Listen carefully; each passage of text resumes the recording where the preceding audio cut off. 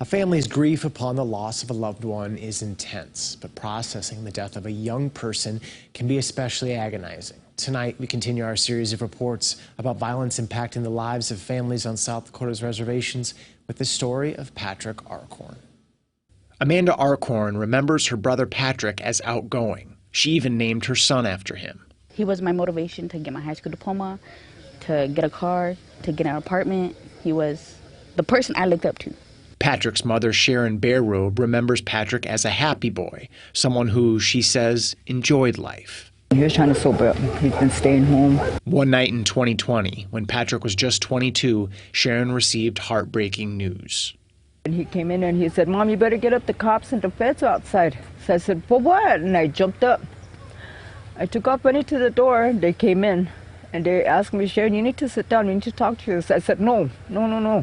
He said, "Sharon, sit down. We need to talk to you." So I said, "No, you tell me what's going on. I need to know what's going on." She never imagined what she'd hear next.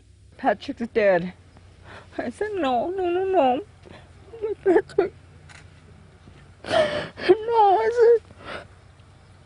Barerobe says Patrick and another person were trying to break into a house near St. Francis to get drugs when Patrick was shot. Don't get any easier for me. I miss my baby so much. She says her son lost his life because of drugs.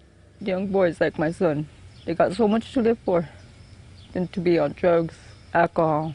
Rodney Bordeaux, former president of the Rosebud Sioux tribe, says meth is a huge problem in the community. Oh, it's tearing it apart. It's just causing problems with children being left, children being abused. Even though her son is gone, Barerobe is not upset with the person who pulled the trigger. I don't feel any kind of hate, anger, nothing for the guy that shot my son, because it wasn't his fault. I really felt for him. She also feels for all the other people who could end up in a situation like Patrick. A lot of these young boys out here that are my son's age, you know, they do something with themselves, you know, get off drugs, better your lives. They got so much to live for, so much.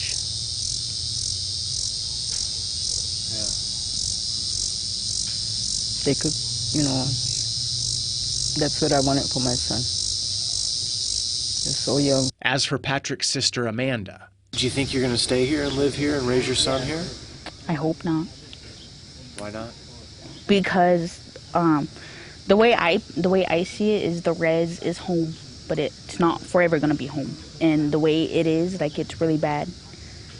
And I don't want my kids growing up in this type of situation. Our series of reports about families coping with violence suffered by loved ones continues tomorrow. Additionally, you can watch a special edition of Inside KOLN tonight immediately after the conclusion of this show.